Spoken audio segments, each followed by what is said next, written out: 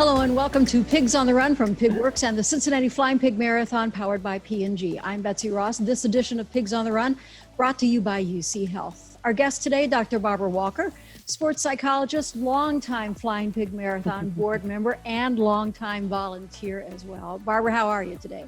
Great, thank you. How are you? Just fine, thank you. Good. This is a time that I don't think the running industry has ever faced quite like this. Look at the running industry right now. What do you see? A lot of places, especially, right here in our backyard, Flying Pig Marathon, they've had to pivot. They've had to make new models. They had to go virtual. What do you see for the running industry here in our area?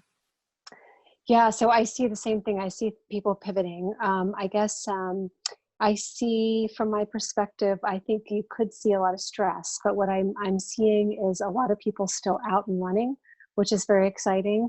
We can keep some social distance and we can keep things going. So I know we're going to talk about that in a minute, but I guess just in terms of really paying attention to staying with running. And I think for some people, whether that's been an adolescent or an adult, and when they had races that they were counting on, part of this, what I keep thinking about is really focusing on that this is all temporary, right? So this is not permanent.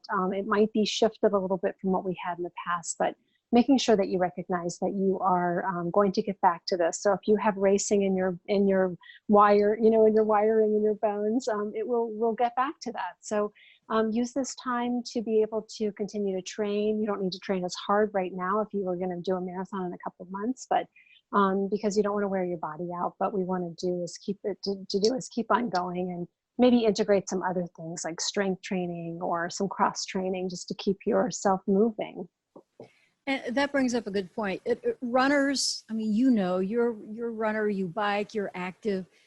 You need goals a lot of times. You're very goal oriented. Well, that goal, that event isn't here anymore. It's virtual, but it's not like that Sunday morning that you get up and the adrenaline is pumping. How does that affect you as a runner because you don't have that date, that goal that you're pointing toward in your training? Yeah, no, I think it actually affects people if they were very goal-oriented and very race-oriented. I think it affects them greatly. So part of that is continuing to set goals. I think that's really important. It gets us up in the morning. It keeps us moving. So I think if you can set maybe a different goal, it might be a strength training goal to be able to support running, or it might be going to different places to be able to run.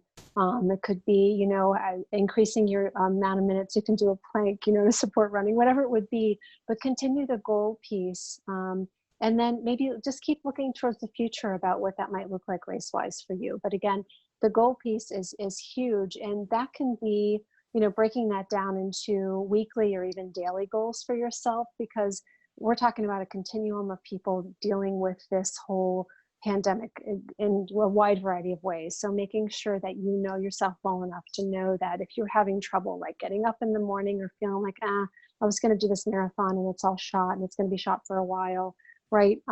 Figure out a way to get down to even a daily goal or a weekly goal to be able to continue moving. And then the other piece of that is really making sure that you have support around you. So some people feel like they don't need any support. They have enough support around them, or they're really individualized in terms of their running. But if you feel like you're kind of going a little down, making sure that you're making those connections and meeting other people, and even having like things like Strava is really interesting. I don't use Strava, but a lot of my friends do. And, just having some accountability for seeing what other people are doing or racing other people online. I know one of my friends who's a cyclist is going a little crazy on that, like just taking segments and trying to get little trophies on that. So anything that kind of helps you continue to get moving and keep your motivation going, I think is great, but that's going to be individualized. What does it mean for, and you don't even have to be a competitive runner, but what does it mean for us to have that routine, running, walking, being active, and not just physically, but mentally, because as you mentioned, this is something that everybody is facing. We've never faced this before, and it can be trying, and we have seen the mental toll that it's taken. How important is it for us to stay active? Yeah, I mean, I think it's incredibly important for us to stay active. And so we'll talk about the beginning of that first. I think it's really important to be on a routine. And again, that can be a wide variety of ages that are dealing with this huge disruption. There's nobody on the planet that's not been disrupted, especially for people who are high achievers and goal-oriented people. It's really hard because we have so many things that feel outside of our control. So I think that having that routine, that starts with getting some really proper sleep with consistency, again, exercising, moving our bodies, getting outside, staying connected to other people, making sure you're eating well, and all, running and walking contributes to some of that, right? So, and reinforces some of that behavior. We can do this now with a little wiggle room, right? So for me, with the people that I work with a lot, they maybe didn't get enough sleep before because they are typically people who are pedal to the metal and squeeze a lot of stuff in. But making sure that we do this with a little consistency and a little bit of grace and kindness to ourselves, having a routine will be really important. And again, just in terms of, we know the benefits of running, right? So we know it improves our sleep. There's so many studies that show that running and moving and walking, you don't have to just run, you can just move your body. It helps with anxiety levels, it helps depression.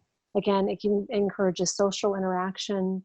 If you're doing this with groups, it boosts our confidence. It gives us a reason to have a goal.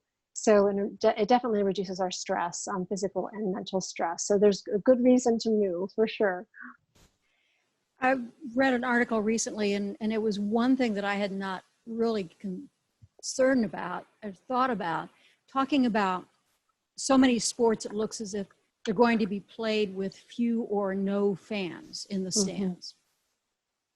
If I'm a high school athlete and I'm used to playing in front of mom and dad and my friends, if I'm a runner and we know how great our spectators are on the Flying Pig Marathon course, they're the best, and they really give you the energy to finish those 26 miles. What does it mean for an athlete to not have somebody in the stands cheering for you, to not have somebody there at Hyde Park Square cheering for you when you come through? What does that do to your psyche?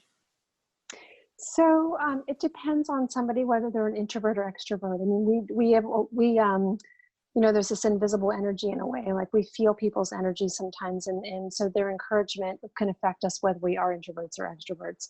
But I think that, for some people, I know that for some stadiums, they're putting in pictures of people in the stands, right. Or they're putting people, they're putting volume, like fan noise in. And some people are bothered by that, right? Because they know it's not real and it's a distraction to them. So I think, again, that's an individual thing. So figuring out for you what you need to do to create some sort of, again, if it's music, if you're listening to something on your on your phone when you're running or whatever it might be, put some fan music in if you need to, or fan cheers. Part of that is then figuring out again what you need. But I think that again, that's an individual thing as well. So until we can all gather again at the start line and the finish swine, and we hope that will be sooner rather than later, safely. Yeah. Give us some advice on how to keep going, how to keep running, how to keep those goals in there. I think what you said earlier about, this is temporary, this is not forever.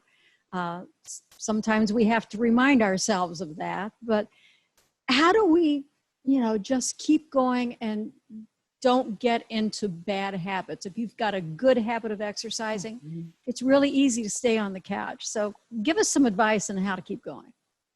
Yeah, and I kind of alluded to that before. I think part of it is knowing yourself and how ingrained you are with your exercise routine. So some people might need to shake it up and put in some cross training to keep on going. Some people might need to reach out to other people. I know some gyms are opening back up. Hopefully these won't close back down, but connecting to other people, putting some things online, asking to have an accountability partner if you really need that, to be able to make sure that you are continuing your exercise. Some things you could do is even like a little vision board for yourself to, what is it that you want to look like or feel like or be like, maybe even putting some role models up, on a board so that you can see time goals or people or words or any of that kind of stuff that is going to continue to have that in the forefront of your mind.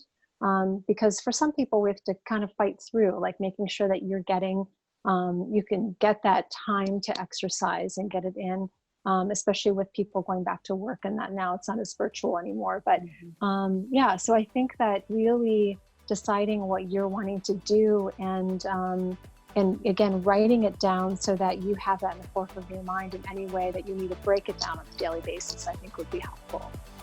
Good advice. Good advice. Dr. Barbara Walker, thank you so much for being with us on Pigs on the Run. And again, we hope that we will see you sooner rather than later back at the start line. Thank you so much, Betsy. Have a great day. Thanks.